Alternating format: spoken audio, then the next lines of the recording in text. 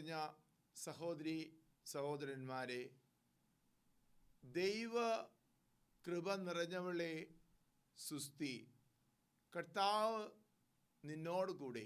ലൂക്ക 1:28.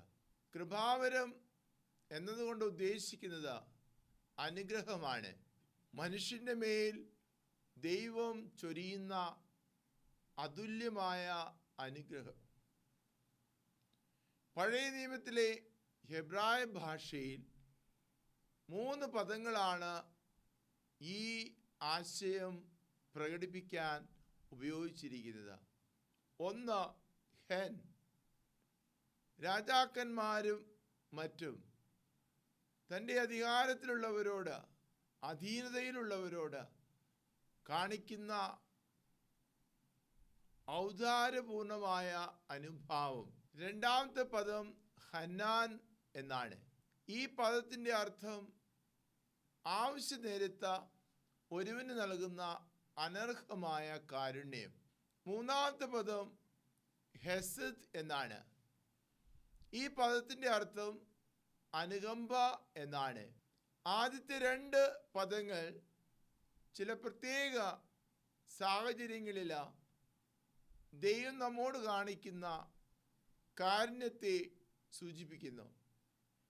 എന്നാൽ മൂന്നാമത്തെ പദം ഹെസദ് ദൈവത്തിൻ്റെ മാറ്റമില്ലാത്ത കാരുണ്യത്തെ സൂചിപ്പിക്കുന്നു.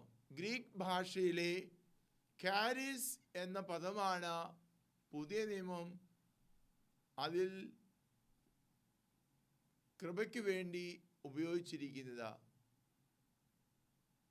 സുവിശേഷങ്ങളിൽ നമ്മൾ കാണുന്നു, ദൈവം തൻ്റെ ഏകജാതനെ നൽകാൻ തക്കവിധം ലോകത്തെ സ്നേഹിച്ചു. യോഹന്നാൻ 3:16. പൗലോസ്ലീഹായുടെ ലേഖനത്തിലും മുഖ്യ ആശയം ദൈവകൃപയാണ്. യേശുവിലൂടെ വെളിപ്പെടുത്തി കിട്ടിയ സ്നേഹം. മറ്റ് പുസ്തകങ്ങളിലും ഈ ആശയമുണ്ട്, കൃപാവരം. അങ്ങനെ മുഴുവൻ ബൈബിളിൽ കൃപാവരം എന്ന ആശയം നിറഞ്ഞിരിക്കുന്നു. യേശുവിലൂടെ കാണിക്കുന്ന ഈ സ്നേഹത്തിന്, ദൈവസ്നേഹത്തിന് നമുക്ക് നന്ദി പറയാം. ആ ദൈവസ്നേഹത്തിൽ നമുക്ക് വളരാം. ദൈവം നമ്മെ എല്ലാവരെയും അനുഗ്രഹിക്കട്ടെ.